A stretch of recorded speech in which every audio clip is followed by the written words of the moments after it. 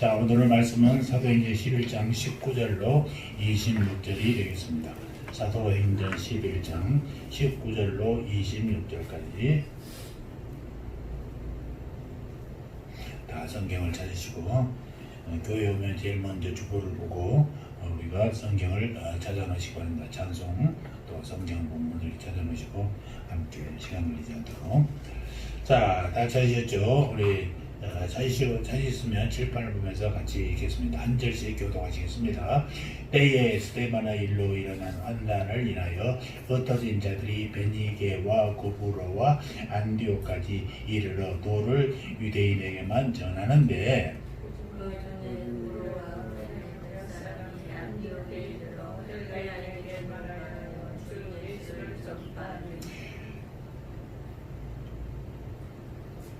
주의 손이 그들과 함께 하심에 수다한 사람이 믿고 주께 돌아오더라.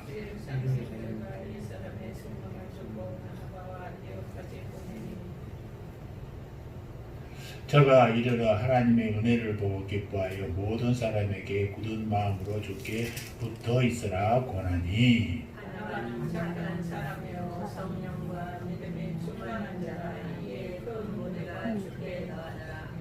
바나바가 사울을 찾으러 다소에 가서 만디옥에 데리고 와서 둘이 교회에 1년간 모여 있어 큰 무리를 가르쳤고 제자들이 안디옥에서 비로소 그리스도인이라 일감을 받게 되었더라. 아멘. 오늘은 사도행전 11장 19절로 26절을 중심으로 하나님의 은혜라는 것이 어떤 것인지, 하나님의 은혜는 이라는 제목으로 말씀을 묵상하겠습니다. 제 선배 목사님 쪽에 대구에서 큰 교회, 우리나라 최초로 큰 석조 교회, 석조 돌로 지은 교회를 담임하는 목사님께서 하시는 말씀 중에 하나였어요. 그 선배 목사님 어느 집사님 댁에 신방을 갔답니다. 집이 참 좋아 보여서 목사님 그 집사님에게 이렇게 말했답니다. 아, 집사님 참 집이 좋으시네요. 그랬더니 집사가 기분이 좋아가지고 저희 남편이 아주 성실한 사람이어서 열심히 모았더니 이렇게 큰 집을 마련할 수 있게 됐습니다. 그러더랍니다. 그러자 아들이 쓰는 방을 보더니 벽에 상자들이 참 많이 붙어 있더래요. 그래서 아이고 아들이 공부 참 잘하는 모양이지요. 그랬더니 우리 시댁 쪽에 머리가 좋아서요 아이가 공부를 잘합니다. 그러더래요. 그런데 찡배 목사님께서 좀 더 한마디 더 칭찬을 줘보자 그러고 집사님은 인물도 참 좋으시네요. 그랬더니 웃으면서 입을 가리면서 하는 얘기가 인물이 뭘 잘 만난다 그죠. 우리 집안이 좀 괜찮거든요. 그러더랍니다. 그래서 좀 배알이 좀 틀려갖고 목사님이 있었는데 그냥 다과를 탁 내놓는데 목사님이 보지도 않고 가만히 있더래요. 그러니까 목사님 다과를 좀 드시죠. 그랬더니 목사님이 마음이 비틀려고 하는 얘기가 목사는 다과를 먹고 존재하는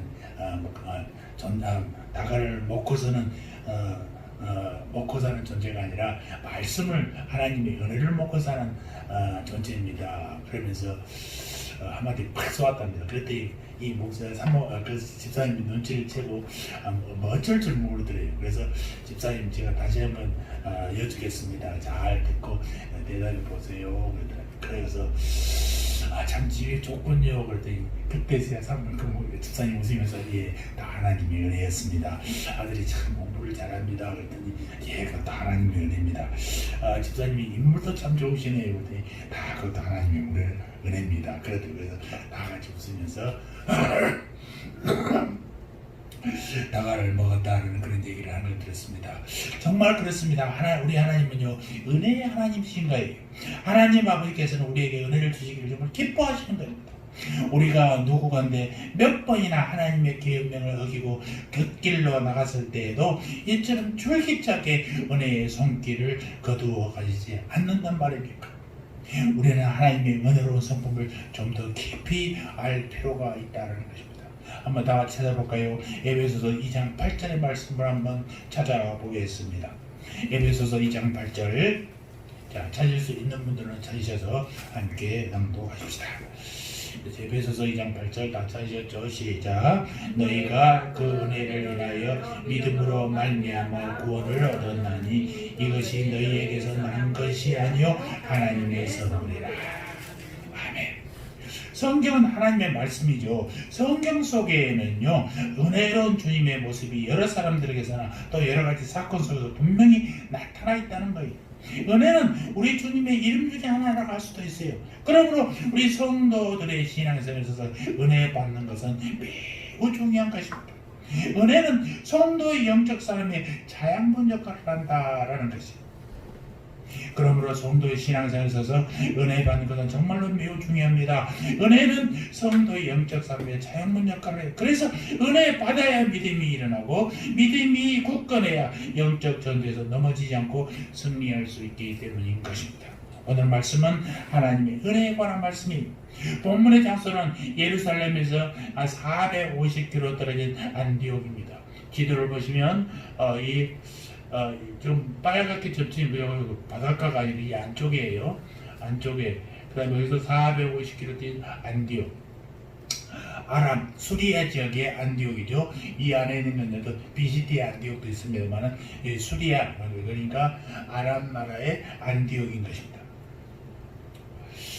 안디옥은 로마에서 세 번째 큰 도시예요. 거기서 스포츠, 환락의 도시로 유명했던 안디옥이 있어요. 이곳에서 사도행전의 저자인 누가와 데오빌로가 태어났고 예수님의 제자들의 처음으로 그리스도인이라 불려졌으며 스데반의 순교 이후에 핍박을 피해서 그리스도인들이 비난해서 왔던 것이 스데반의 순교는 어디서 일어났어요? 예루살렘에 일어났잖아요. 거기서 믿음의 사람들 다 도망가 버렸어요. 이 예루살렘을 피해서 도망갔는데 어디로 갔어요? 바로 안디옥으로 갔다. 지금까지 복음 전도는 주로 디아스포라 유대인들에게 한정되어 있었습니다만은 안디옥에서는 유대인뿐만 아니라 순수 헬라인에게도 복음이 전파되었다고 오늘 본문에서는 기록하고 있지 않습니까? 그 결과 많은 이방인들이 주님께 돌아오는 쾌거를 이루었습니다. 이것은 이방인 선교의 관점에서 아주 실로 중요한 의미를 가지고 있죠. 그래서 선교를 목표로 하는 교회들은 다 안디옥이라는 이름을 쓰고 있습니다. 우리 송파 여기서도 송파 무슨 안디옥 교회인가? 그렇게 안디옥이 항상 붙어있잖아요.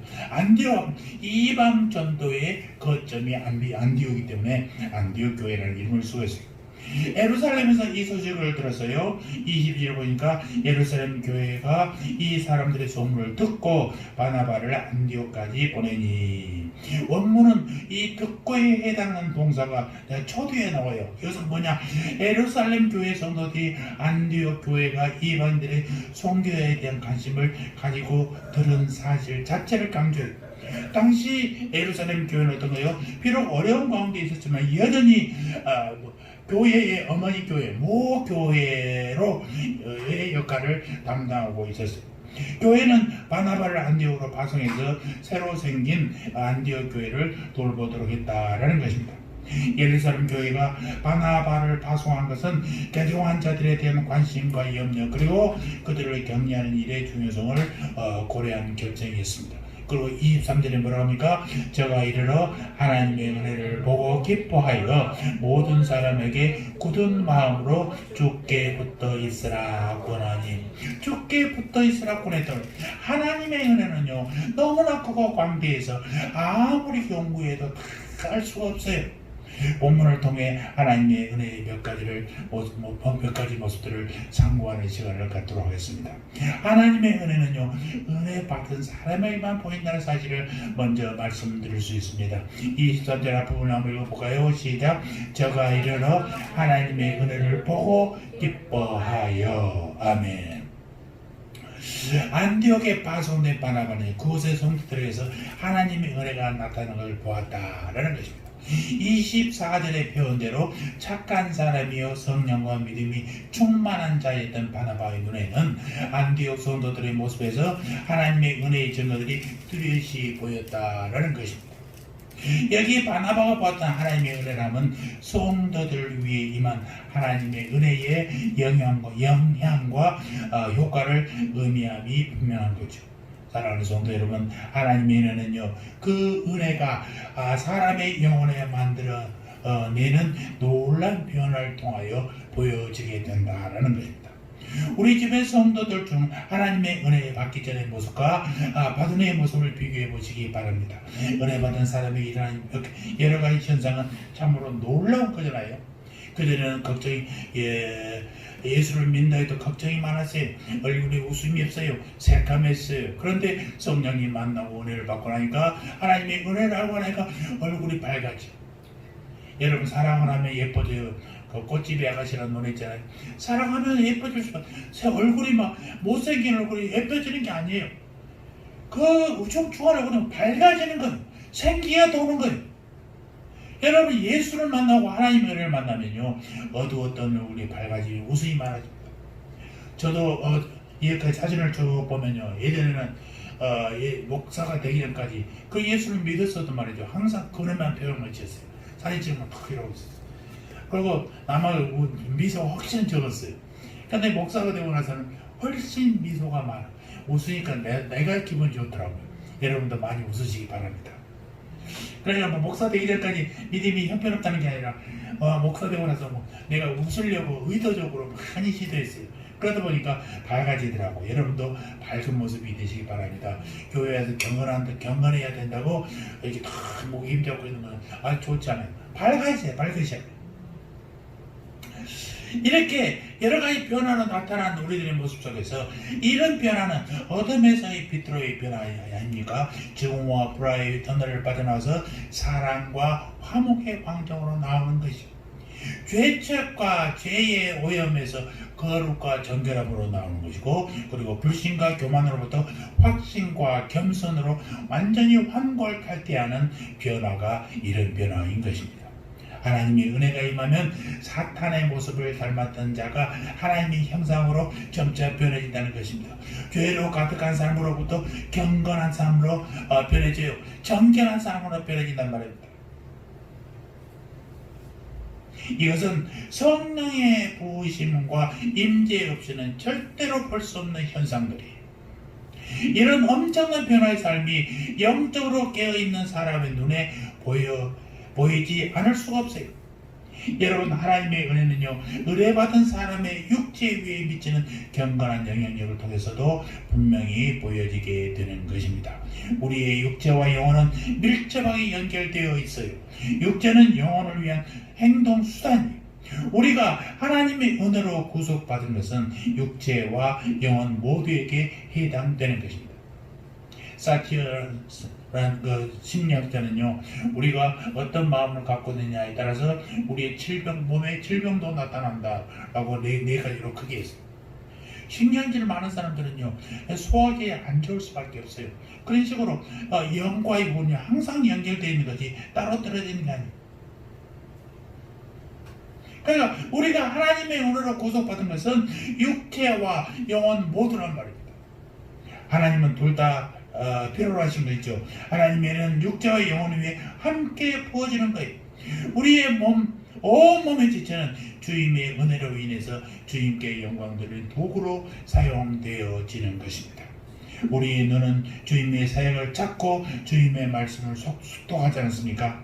우리의 귀는 주님의 진리와 명령을 경청합니다. 우리의 혀는 주님을 영원하게 하는 거예요.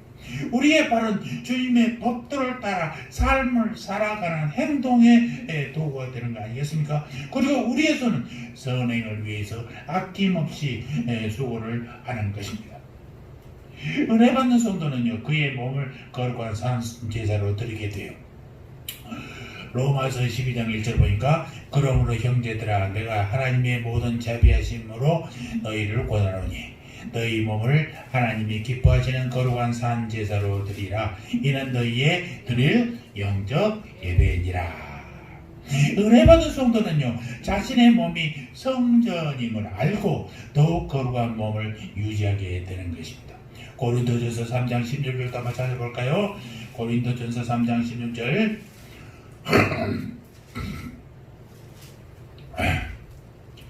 고린도전서 3장 16절 시작. 너희가 하나님의 성전인 것과 하나님의 성령이 너희 안에 거하시는 것을 알지 못하느냐. 우리가 성전이에요. 내가 성전이요. 교회가 성전이 아니라 내가 하나님의 성전이란 말입니다. 하나님의 성령이 우리 안에 계신단 말입니다. 우리는 그걸 놓치고 있어요. 모르고 지나가요. 안 가고 지나간다고요. 하나님의 은혜는요, 삶 속에 나타나는 실제적인 증거를 통해서 밝게 드러나는 것입니다. 과거엔 목이고든 반대자요 반역자였습니다만 이제는 친구요 자녀예요. 옛것은 지나가고 이제는 새로운 피조물이 되었어. 이제는 믿음과 순종과 사랑의 삶으로 우리가 바뀌었다는 것입니다. 어느 교회 젊은 집사님이 담배를 끊지 못해서 고민하고 있었답니다.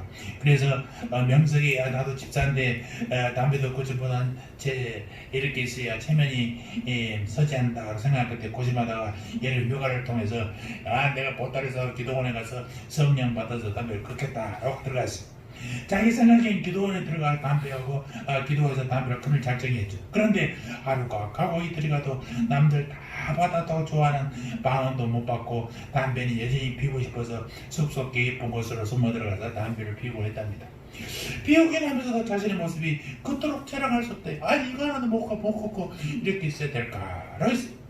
이왕에 결심하고 올라왔는데 이 도중에 그냥 내려갈 수도 없고 다시 도전하기로 하고 기도하는 중에 갑자기 내버려라 음성이 들려오더라는 거예요.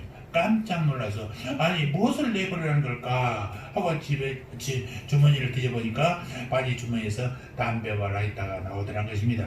그런 마음으로는 변화를 원했지만 옛것을 버리지 않고 품고 있었던 것이죠. 그것을 꺼내서 유유히 흐르는 한탄강에 던져버렸답니다. 그리고 다시 바위 위에 엎드려서 기도하다가 성령을 충만히 받았답니다. 한탄강 물과 함께 떠내려간 담배값과 라이터처럼 그의 희미하고 흔들렸던 지난날의 신앙생활도 함께 떠내려갔어요. 새로운 삶이 그에게 찾아왔어요. 그는 찬송하면서 집으로 돌아올 수 있었어요. 그리고 놀라운 것은 그날부터 담배의 냄새가 막 구역질이 나더란 것입니다. 누가 담배 피고 지나가면 그 담배 연기가 슬쩍 지나면 옛날에는 고소하고 막 그리 좋았는데 이제는 막 구역질이 나오더라고요.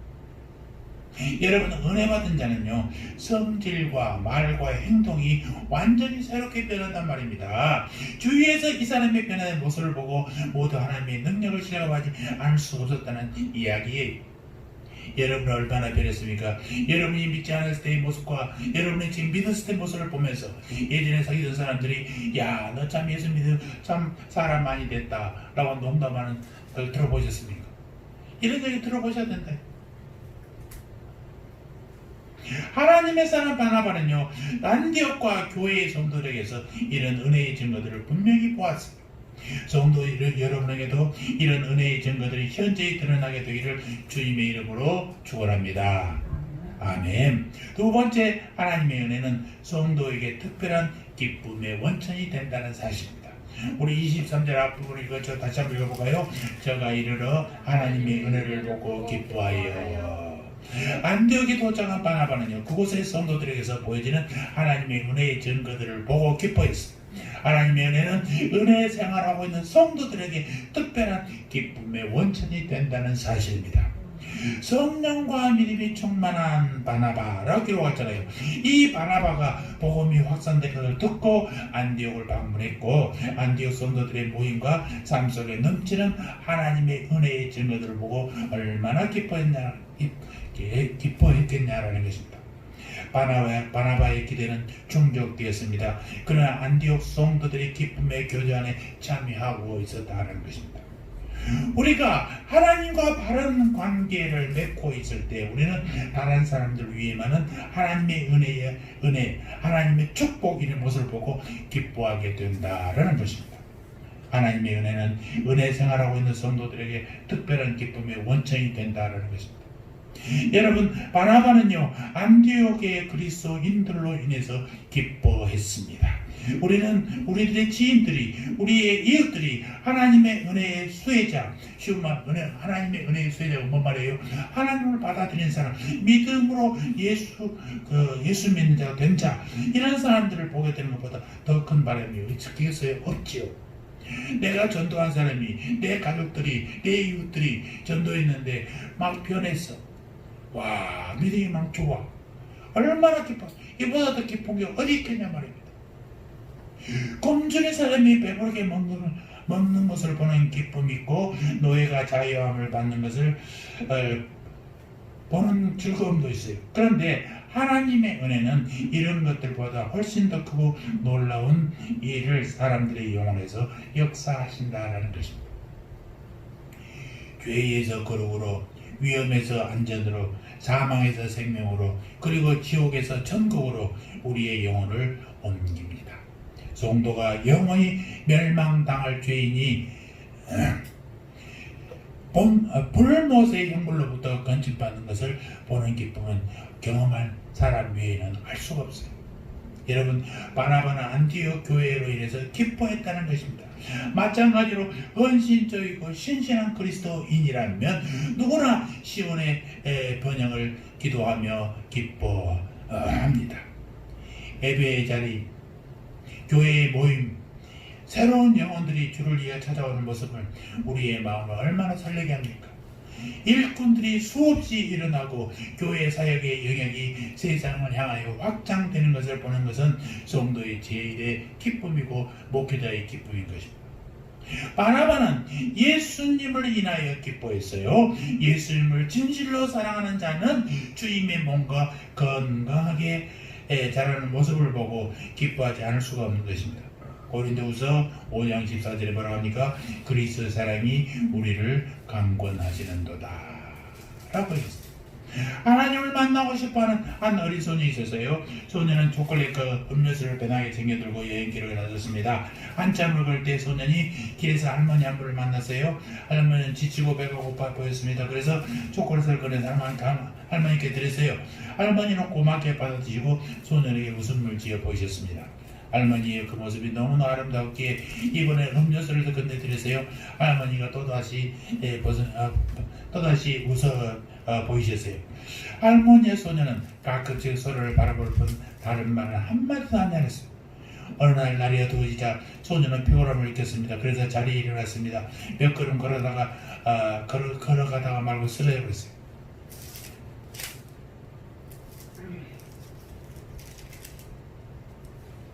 다시 일어나서 할머니를 꼭 안아드렸어요. 집으로 돌아온 소년의 얼굴에는 행복이 넘쳤습니다. 소년의 어머니는 소년의 행복한 표정을 보고 소년에게 물었습니다. 오늘 무엇을 했길래 네가 이렇게 행복해 보이냐? 오늘 하나님과 함께 점심을 먹었어요.